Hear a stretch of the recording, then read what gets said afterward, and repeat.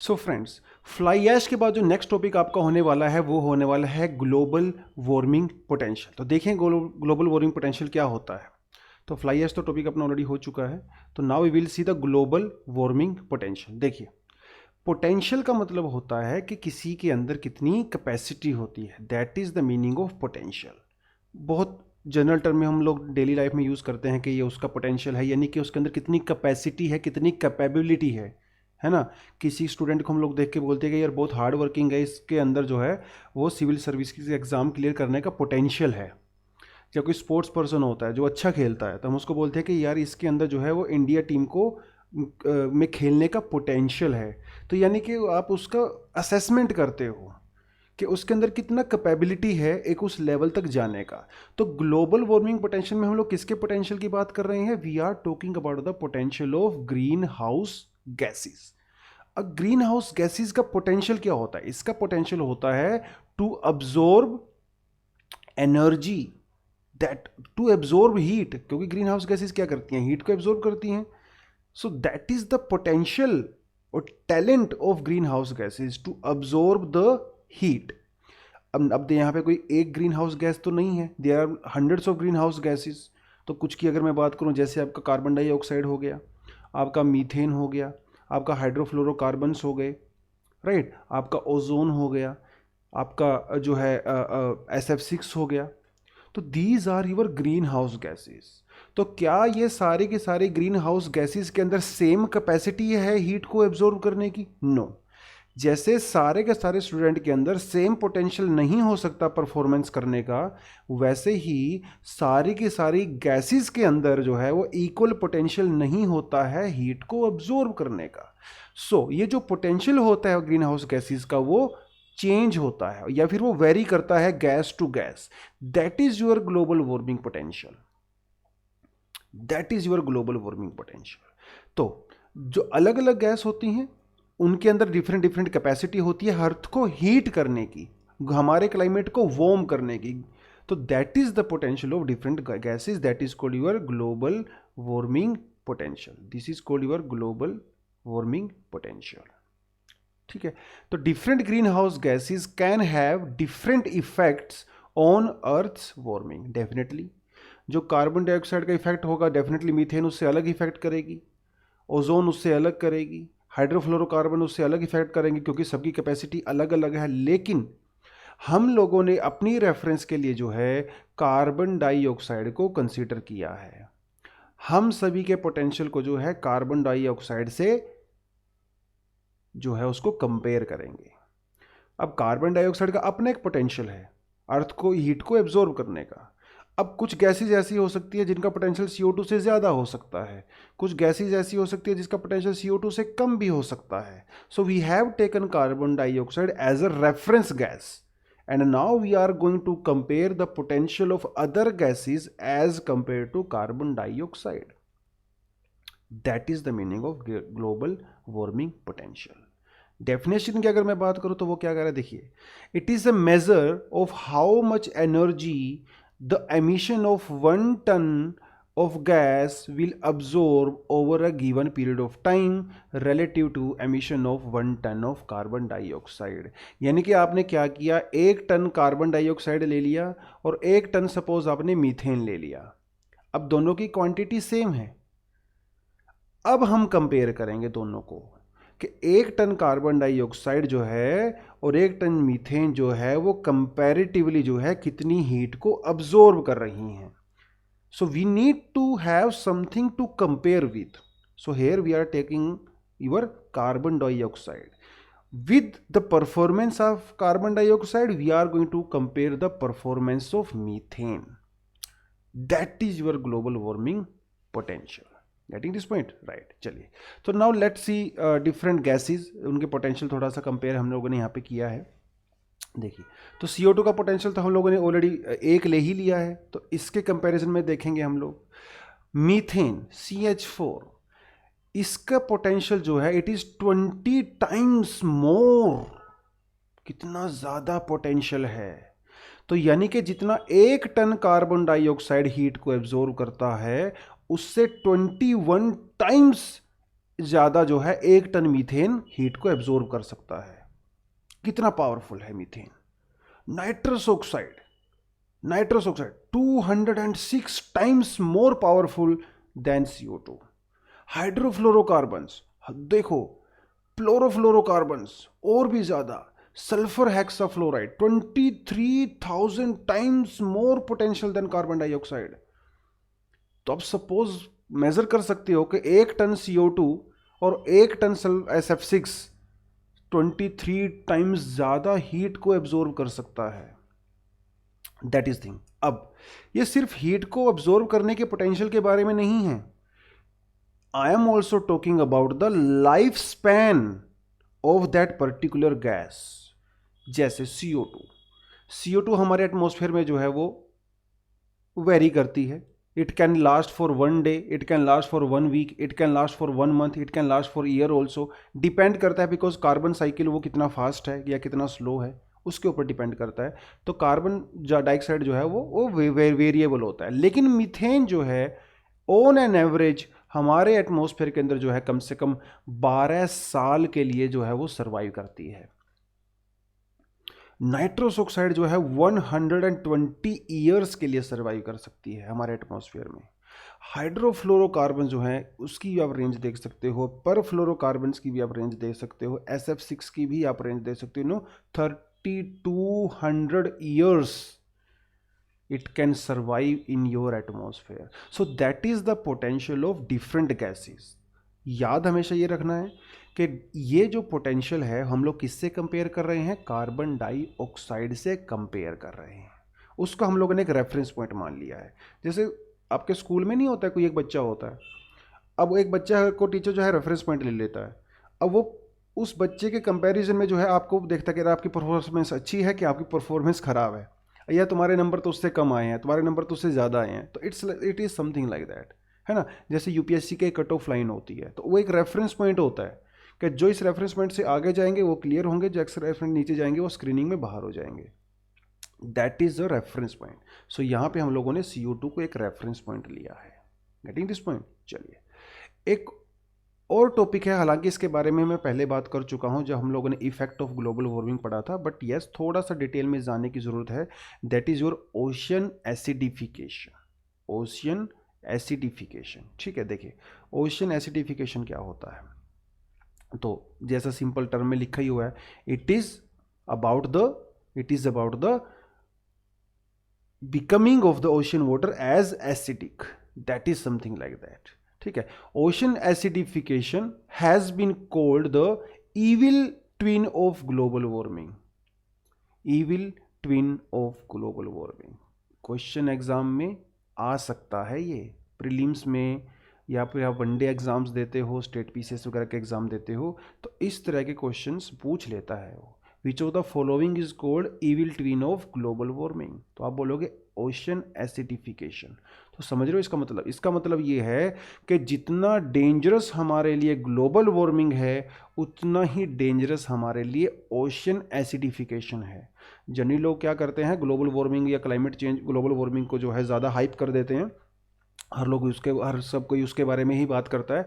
Ocean acidification के बारे में काफ़ी कम लोग बात करते हैं, लेकिन अगर पोटेंशियल की बात करें, अगर डेंजर की बात करें, तो ocean acidification is as important as your global warming. That is why it is called evil twin. अब ये ट्विन कोई अच्छा ट्विन है, इट इज़ इविल। जैसे ग्लोबल वार्मिंग एक बहुत ख़राब चीज़ है, वैसे ही आपका जो है ओशियन एसिडिफिकेशन भी एक ख़राब चीज़ है, ठीक है। So that is something like that.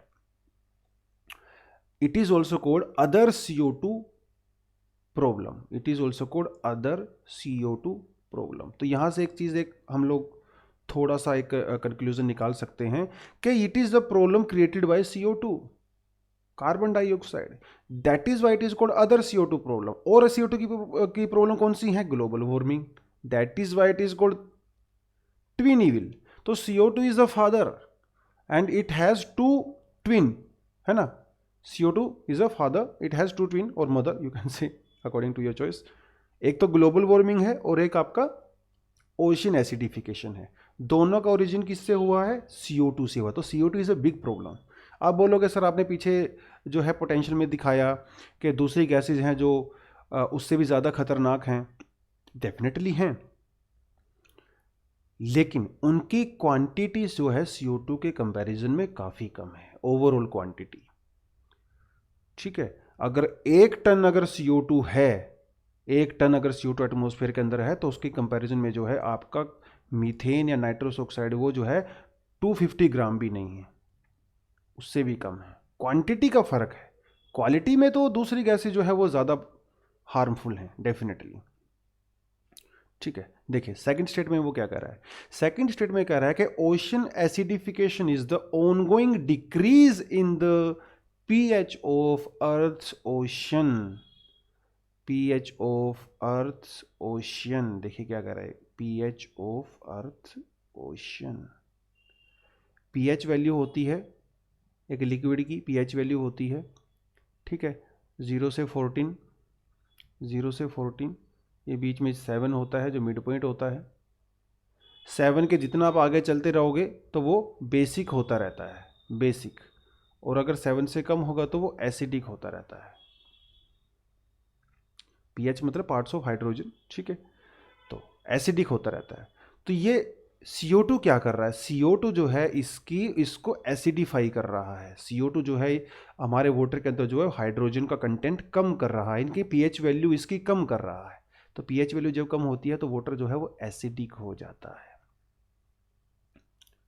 ठीक है, देखिए क्या लिखा पॉइंट में, an estimated 30 to 40% of CO2 from the human activity released into the atmosphere dissolve into ocean, rivers and lakes।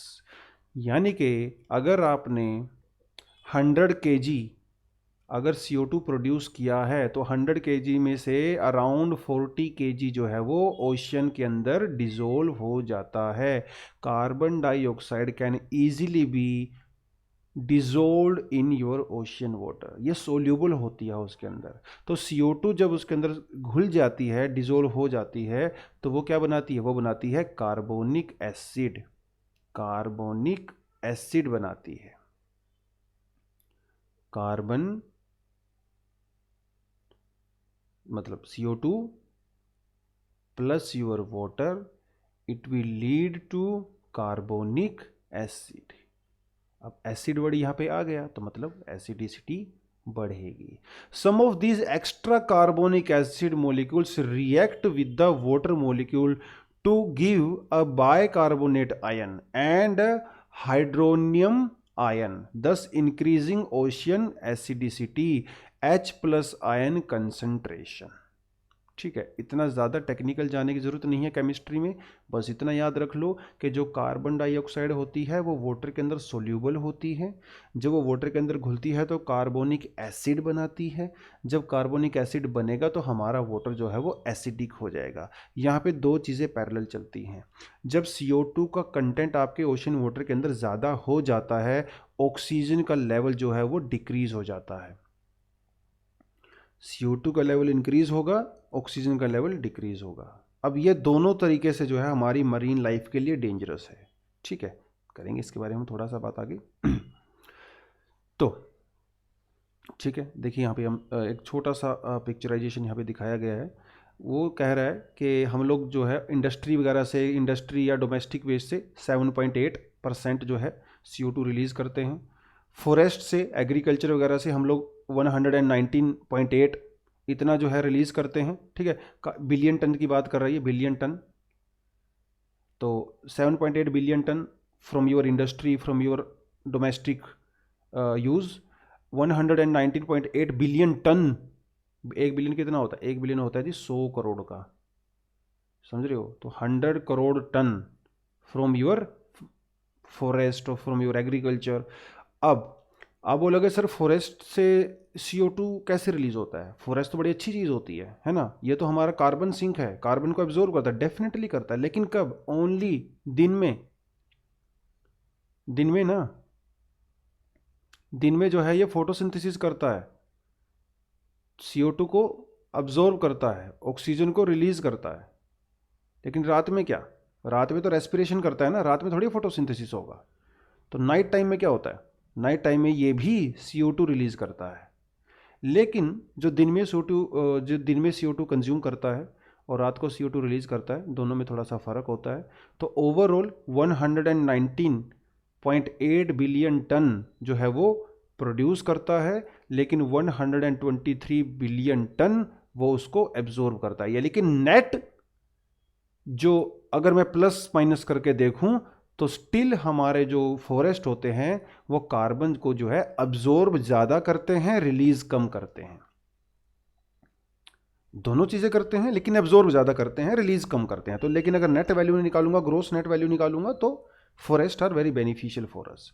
अगर मैं ओशियंस की बात करूं, ओशियंस जो हैं एक साल में 78.4 बिलियन टन CO2 प्रोड्यूस करते हैं, एटमॉस्फेयर में रिलीज करते हैं, लेकिन 80 टन कार्बन डाइऑक्साइड को अब्जॉर्ब करते हैं। तो ये भी जो है ओवरऑल जो है नेट अब्जॉर्बर है, रादर देन नेट रिलीज करता है, अब्जॉर्ब करता है ना। फर्क है ना 78.4 और 80 में, तो फर्क है। अब ये जो एब्जॉर्ब हो रहा है CO2 वाटर ओशियन के अंदर, अब ये वाटर के साथ रिएक्ट करके कार्बोनिक एसिड तो बनाएगा ही बनाएगा, H2CO3, CO2 plus H2O is equal to H2CO3, तो कार्बोनिक एसिड बनाता है। अब ये कार्बोनिक एसिड जो है डेंजरस है। किसके लिए डेंजरस है? हमारी मरीन लाइफ के लिए डेंजरस है। मरीन लाइफ है ना, आपके कोरल्स के लिए डेंजरस है, डेंजरस फॉर योर कोरल्स। ठीक है, देखिए ये ऑलरेडी मैं बात कर चुका हूँ। What causes ocean acidification? High concentration of carbon dioxide, बिल्कुल सिंपल सी बात है। Changes of the land use, जब लैंड यूज को चेंज करने लगते हैं तब भी CO2 रिलीज होता है। एक एग्जांपल देता हूँ आपको, जैसे फॉरेस्ट, अगर आप फॉरेस्ट लैंड को चेंज कर देते हो एग्रीकल्चर लैंड में, तो वो जो फॉरेस्ट थे अब वो लैंड यूज हो गया ना, डिसबैलेंस हो गया। तो पहले जो वहाँ से जो है नेट ऑक्सीजन रिलीज होती थी, CO2 एब्जॉर्ब होता था, वो अब चेंज हो गया है। Burning of fossil fuel definitely CO2 release करते हैं। इंडस्ट्रियल रेवोल्यूशन के बाद में वही हुआ, इंडस्ट्रियल रेवोल्यूशन से ज़्यादा इंडस्ट्री हुआ, ट्रैफिक बढ़ा, वो सब चीज़ें, और CO2 जो है वो रिलीज हो गया। सिंपल सी चीज़ें हैं। Raising of carbon dioxide in atmosphere, simple thing. Chemical reaction causing high concentration of hydrogen ion, simple thing. Lack of environmentally friendly laws and regulations, तो ये तो सिंपल सी चीज़ें हैं। ठीक है, loss of biodiversity and all these are the basically इन सब का कोज एक ही है कॉमन, इनका सबका कोज एक ही है कॉमन, वो क्या है? रिलीज ऑफ एक्सेसिव CO2, यही है अल्टीमेटली। जितने कोज यहां पे लिखे हुए हैं ये सब का कोज है, और ये फर्दर जो है ओशन एसिडिफिकेशन के लिए रिस्पॉन्सिबल है, right? So that is the thing. चलिए नेक्स्ट स्लाइड में देखते हैं effects of ocean acidification on marine ecosystem. देखिए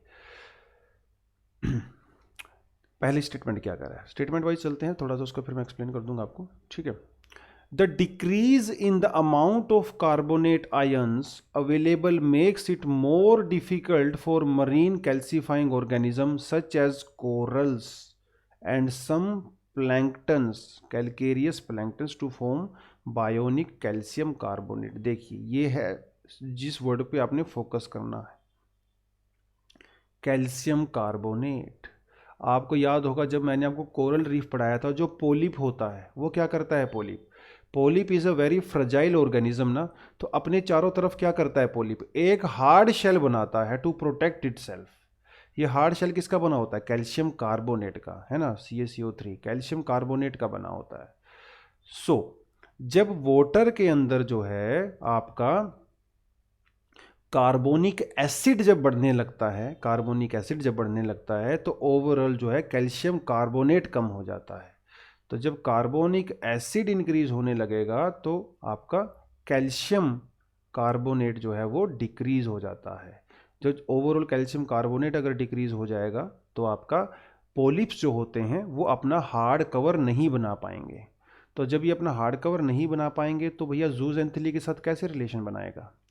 जूजेंथली तो तभी इसको रिलेशन बना रहा था ना, क्योंकि उसको शेल्टर चाहिए था, अगर आपको कोरल रीफ वाला चैप्टर याद हो, राइट? तो ये कैल्शियम कार्बोनेट पर आने में जब प्रॉब्लम हो जाएगी तो हमारा पूरा कोरल रीफ वाला जो स्ट्रक्चर है वो पूरा का पूरा डिसबैलेंस हो जाएगा, पूरी की पूरी जो है फूड चेन जो है वो डिस्टर्ब हो जाती है।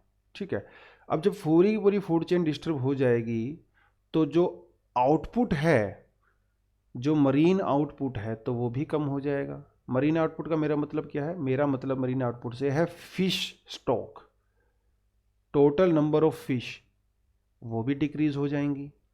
अब ये फिश के ऊपर कौन डिपेंड करता है? जो कोस्टल एरिया में कम्युनिटीज़ रहती हैं वो फिश के ऊपर डिपेंड करता है। किसके लिए? फूड के लिए और अपनी फाइनेंशियल सिक्योरिटी के लिए। भैया कमर्शियल फिशरी भी तो होती है ना, कुछ लोग कंज्यूम करने के लिए करते हैं, कुछ उसको एक्सपोर्ट के पर्पज़ के लिए भी करते हैं।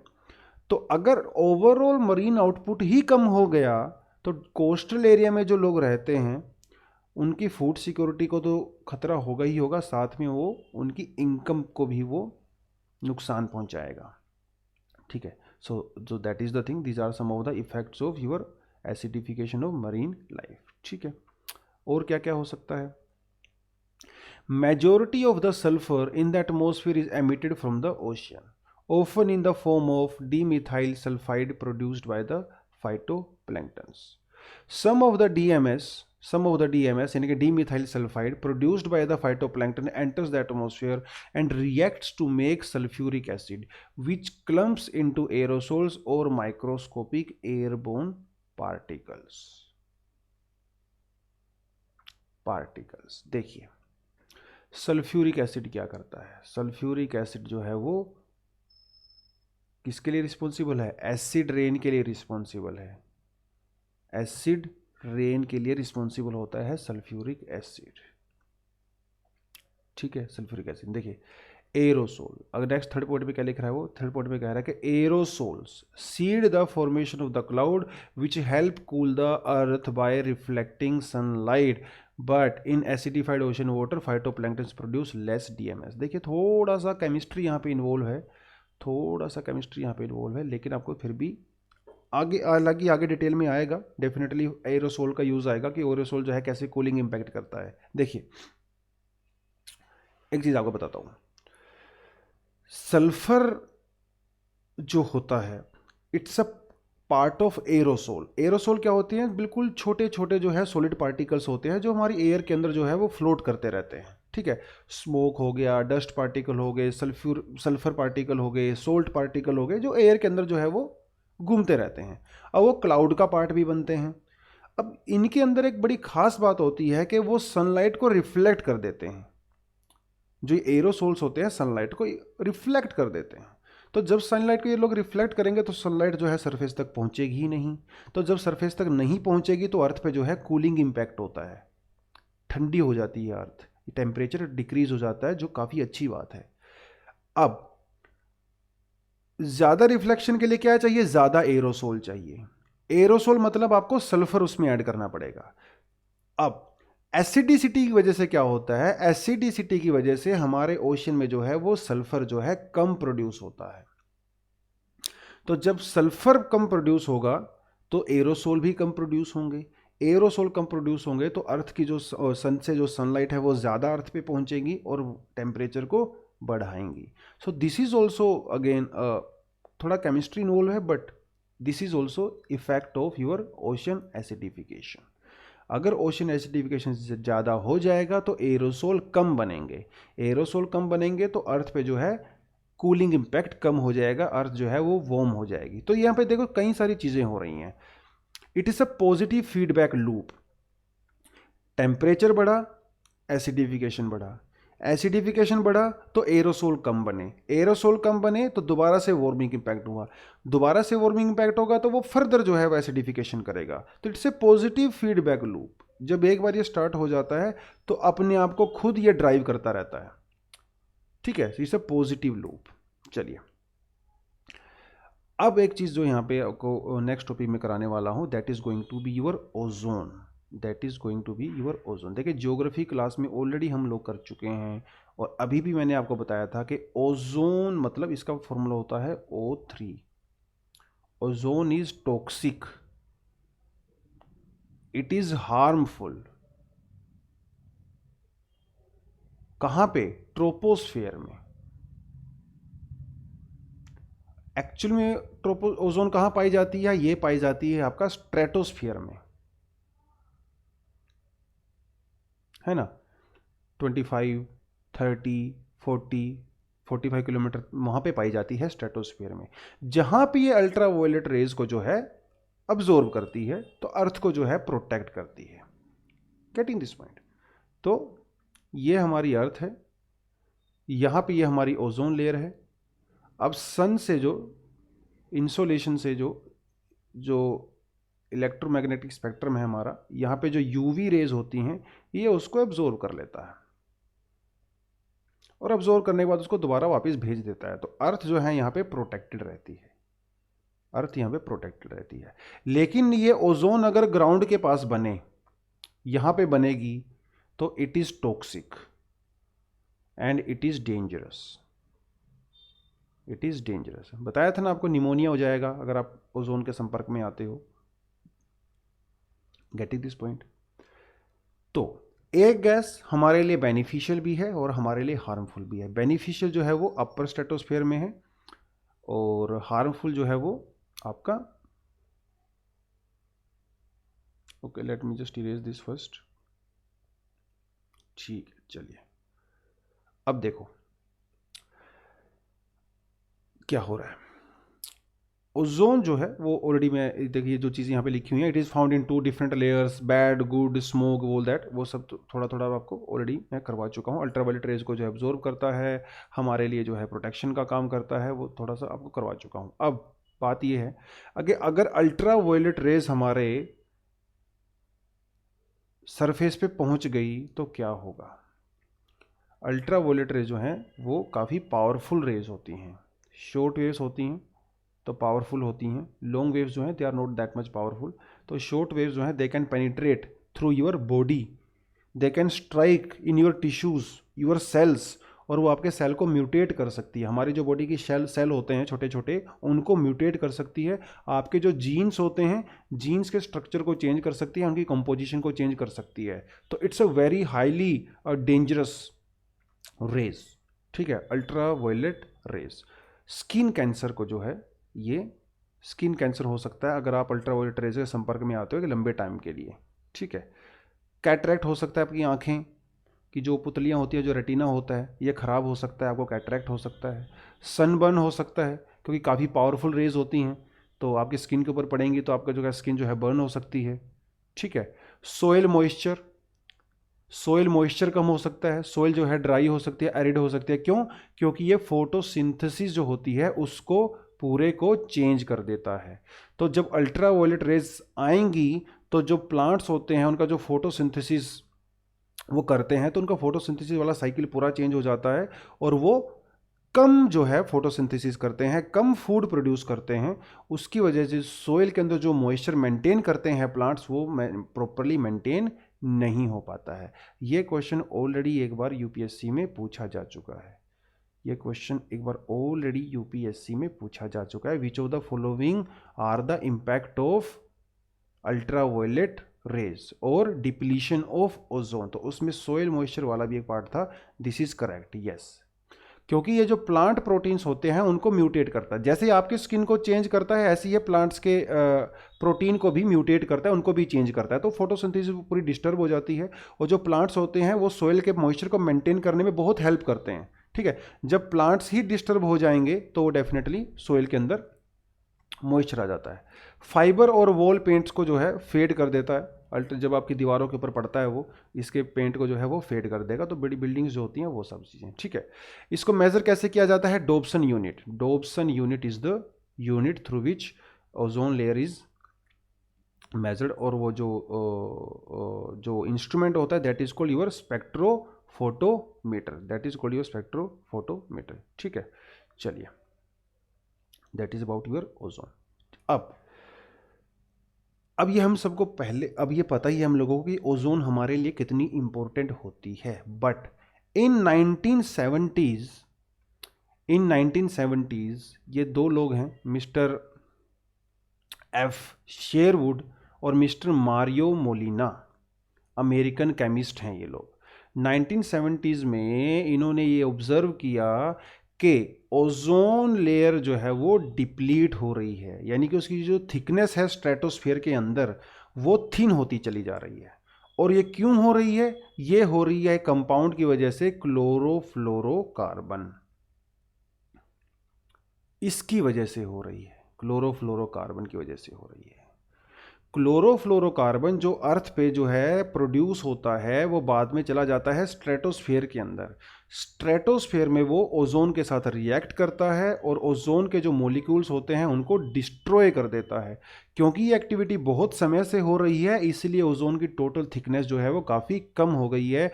ओजोन की थिकनेस कम होने का सीधा सीधा सा मतलब ये है कि अल्ट्रा वायलेट रेज जो है वो अर्थ तक पहुंच रही हैं। So it was a very landmark observation.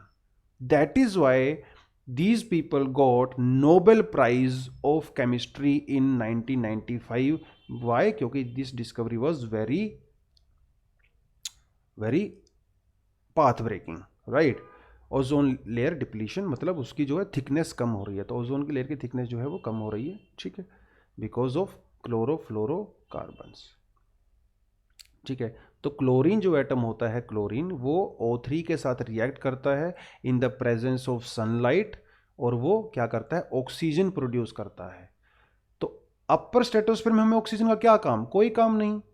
Lower troposphere में हम लोगों को ओजोन का क्या काम? कोई काम नहीं। तो भैया जिसका जो जगह है ना वो वहीं पे अच्छा लगता है, ओजोन वहां पे रहे, ऑक्सीजन यहां पे रहे, ऊपर ऑक्सीजन का कोई यूज नहीं है, ठीक है। तो क्लोरीन जो है ये बड़ा डेंजरस है। तो जिस भी कंपाउंड के अंदर आपको क्लोरीन लगा हुआ नजर आए तो समझ लो कि वो कंपाउंड जो है आपकी ओजोन के लिए खतरनाक है। क्लोरोफ्लोरोकार्बन्स, हाइड्रोक्लोरोफ्लोरो, तो क्लोरीन वाले आइटम जो है वो बड़े खतरनाक हैं। और देखिए ये लास्ट स्टेटमेंट पढ़ो यहाँ पे, फोर्थ स्टेटमेंट क्या कह रहा है?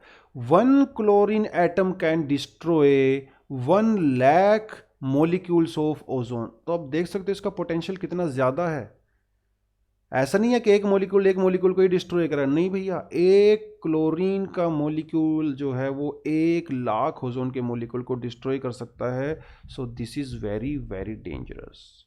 इन लोगों ने ये ऑब्जर्व किया कि ये जो थिकनेस है ना, जो मतलब जो ओजोन की जो थिकनेस कम हो रही है स्ट्रेटोस्फीयर के अंदर, ये अंटार्कटिका के ऊपर बड़ी खतरनाक तरीके से कम हो रही है, जिसके इन्होंने नाम दिया ओजोन होल। यानी कि अंटार्कटिका के आसपास ऊपर स्ट्रेटोस्फीयर में ओजोन का लेयर जो है काफ़ी थिन हो गई है, मे बी 5 किलोमीटर थिन और मे बी 7 और 10 kilometre. Actually it should have been around 30 kilometre, but लेकिन वो बाद में कम हो गया। सो ओजोन डिप्लीशन, कौन कौन से केमिकल्स हैं, कंपाउंड्स हैं जो ओजोन डिप्लीशन के लिए रिस्पॉन्सिबल होते हैं? Let's see.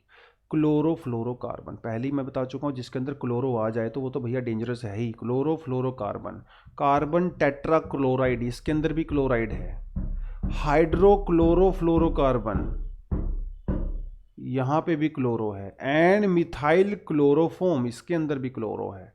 बाद में जो है दूसरे कुछ ऐसे कंपाउंड भी हम लोगों ने जो है डिस्कवर किए, जैसे हेलेंस, मिथाइल ब्रोमाइड, ये भी खतरनाक है bromide, hydro bromo fluorocarbons, hydro bromo fluorocarbons, ये भी जो है ओजोन को डिप्लीट करते हैं। लेकिन मतलब देयर आर अराउंड 1000 कंपाउंड्स, वैसे तो 1000 कंपाउंड्स। अब इन कंपाउंड की ज़्यादातर प्रॉब्लम ये है कि ये सारे के सारे मोस्टली जितने भी कंपाउंड हैं वो जो है इंडस्ट्री में प्रोड्यूस होते हैं। इंडस्ट्री, नेचुरल प्रोडक्शन इनका काफ़ी कम है, मतलब 99.9% of these molecules are produced as a result of industrial output. तो मतलब इंसान इसके लिए रिस्पॉन्सिबल है, इसका सीधा सीधा सा मतलब ये हुआ। So we are responsible for the thinness or weakening of ozone layer, ठीक है, we are responsible for the weakening of the ozone layer. तो रिस्पॉन्सिबिलिटी किसको उठानी पड़ेगी? रिस्पॉन्सिबिलिटी हमें भी उठानी पड़ेगी। क्यों? क्योंकि नुकसान किसको हो रहा है? इंसान को हो रहा है नुकसान। तो अल्ट्रा वायलेट रेज तो यहाँ पे पेनिट्रेट कर रही हैं, स्किन कैंसर तो यहाँ पे होगा, सोइल की जो है ड्राइनेस तो यहाँ पे आएगी। तो जब रीज़न हम हैं तो रिस्पॉन्सिबिलिटी भी हम ही लोग उठाएंगे, सॉल्यूशन भी हम लोग ढूंढेंगे। तो ये सॉल्यूशन ढूंढा गया कब? 1985 में जो है ये सबसे पहले सॉल्यूशन ढूंढा गया। अब ये सब सॉल्यूशन के बारे में बात कर लेते हैं। Let's talk about the solution.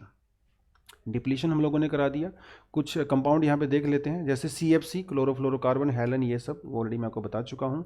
Now let's talk about the solution for this. तो ये कुछ ऑर्गेनाइजेशन है जो इसको मेज़र करती हैं, मॉनिटर करती हैं ओजोन को, ठीक है। Now let's talk about the solution. 1985 में वियना में जो है, देखो जब पूरी दुनिया में स्पेशली ओजोन अंटार्कटिका में और आर्कटिक में बाद में जो है ये पाया गया कि ओजोन काफ़ी जो है डिप्लीट हो रही है, हमें कुछ ना कुछ करना चाहिए।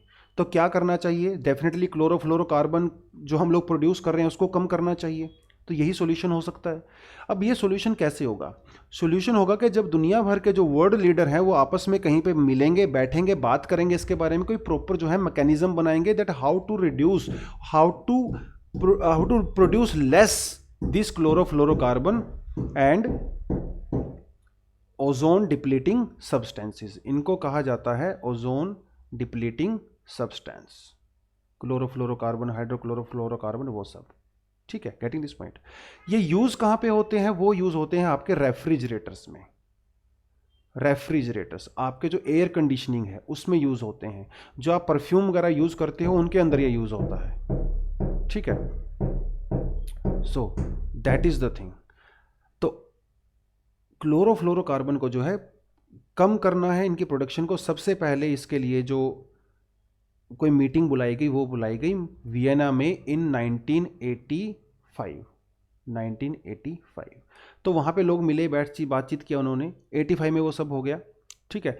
85 के बाद जो है 2 साल के बाद जो बातें उन्होंने जो है वियना में की थी, अब उसका जो है एक प्रॉपर मैकेनिज्म बनाने का समय आ गया है, कानून बनाने का समय आ गया है। वो आया था 1987 में मॉन्ट्रियल में, 1987 में मॉन्ट्रियल में। तो 1985 में क्या हुआ? वियना हुआ, 1987 में मॉन्ट्रियल हुआ। तो वो सारे के सारे लोग जो है वो मॉन्ट्रियल में जाके मिले। देवर लाइक के देखो भैया ओजोन जो है वो कम हो रही है, सबको नुकसान है, तो कुछ ना कुछ करना पड़ेगा, चलिए मॉन्ट्रियल प्रोटोकॉल बनाते हैं। अब ये जो रेफ्रिजरेटर एसीज के अंदर क्लोरोफ्लोरोकार्बन यूज होता है, तो उन्होंने क्या बोला कि देखिए आज के बाद जो है कोई भी क्लोरोफ्लोरोकार्बन को जो है रेफ्रिजरेटर में यूज नहीं करेगा, एयर कंडीशंस में यूज नहीं करेगा। सारे लोगों ने बोला कैसे कैसे पॉसिबल है, हमें कुछ ऑल्टरनेटिव दो। तो क्लोरोफ्लोरोकार्बन नहीं तो और क्या यूज करें? उन्होंने बोला देखो क्लोरोफ्लोरोकार्बन यूज मत करो, इसकी जगह जो है आप हाइड्रोफ्लोरोकार्बन का यूज करो। Hydrofluorocarbon is not dangerous for ozone. तो सबने बोले चलिए ठीक है कर लेंगे। बट डेवलपिंग कंट्रीज ने क्या बोला? डेवलपिंग कंट्रीज सेड देखो हम लोग तो अभी अभी डेवलप हुए हैं, हम तो बहुत ज़्यादा रेफ्रिजरेटर और एयर कंडीशंस का यूज़ भी नहीं करते हैं। डेवलप्ड कंट्री जो है वो ज़्यादा यूज़ करती हैं। So they are more responsible for the production of these ozone depleting substances, we are less responsible.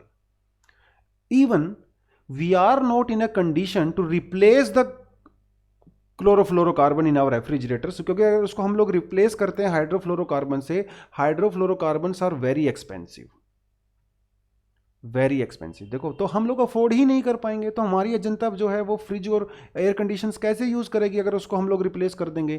तो डेवलपिंग कंट्री और पुअर कंट्री ने बोला no no no, we can not do that. Developed country should do that because they can afford this, we can not afford this. Even they demanded कि ये जो developed country है they should support us financially and technically also. हमें technique दो, technology दो और हमें पैसा भी दो, ताकि हम इसको अपने यहाँ पे भी इंप्लीमेंट कर सकें। तो ये जो वियना प्रोटोकॉल हुआ, ये सबने माना कि कुछ ना कुछ करना चाहिए। डेवलपिंग कंट्री ने भी माना और डेवलप्ड कंट्री ने भी माना, लेकिन ज़्यादा रिस्पॉन्सिबिलिटी किसकी थी? डेवलप्ड कंट्रीज की। कम रिस्पॉन्सिबिलिटी किसकी थी? डेवलपिंग कंट्रीज की। तो दोनों के लिए अलग अलग टारगेट रखे गए, अलग अलग टारगेट रखे गए, ठीक है। सो दैट इज, इसे हम लोग क्या बोलते हैं? इसे बोलते हैं, इसको बोलते हैं shared common but differentiated responsibility.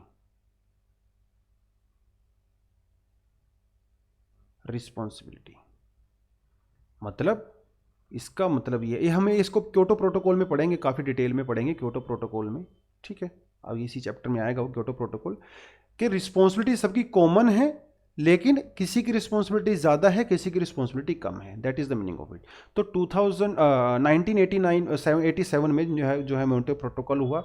उसके बाद जो है इस प्रोटोकॉल को लेके सारी कंट्री अपने अपने वापस अपने डोमेस्टिक कंट्री में गई, वहाँ पे अपने पार्लियामेंट में गई, पार्लियामेंट में जो है उसको रेक्टिफाई कराया, उसके लिए कानून बनाया। तो फाइनली 2 साल के बाद जो है 1989 में उसको रेक्टिफाई कर दिया गया। 1989, इसका मतलब 1989 में वो रेक्टिफाई हो गया, एनफोर्स हो गया। तो इसके बाद जो है कंट्रीज़ के ऊपर जो है बाइंडिंग टारगेट बना दिए गए कि आपको इतना कम करना है तो करना ही पड़ेगा। बाइंडिंग टारगेट है, अगर आप उसको पूरा नहीं करोगे तो आपको पनिश करेंगे। तो डेवलप्ड कंट्रीज़ के लिए जो अलग टारगेट रखे गए, डेवलपिंग कंट्रीज़ के लिए अलग टारगेट रखे गए, लेकिन कम सबको करना है, दैट इज़ द थिंग। तो याद रखना पड़ेगा, आपको 3 साल यहाँ पे याद रखने हैं, 1985, 1987 और 1989, 2-2 साल का गैप है, आई होप याद रखोगे। 1985 में जो है इनिशिएटिव लिया गया, वियना कन्वेंशन हुआ। 1987 में मॉन्ट्रियल प्रोटोकॉल हुआ। 1989 में मॉन्ट्रियल प्रोटोकॉल रेक्टिफाई हो गया, एनफोर्स हो गया। तो 1989 के बाद जो है हर साल जो है इसको कुछ ना कुछ कंट्री जो है अपने पार्लियामेंट में रेक्टिफाई करती थी। फाइनली 2009 में जो है 2009 में ईस्ट तिमोर कंट्री ने भी इसको रेक्टिफाई किया। 2009 के बाद दुनिया की हर कंट्री 198 कंट्रीज इसको रेक्टिफाई कर चुकी हैं।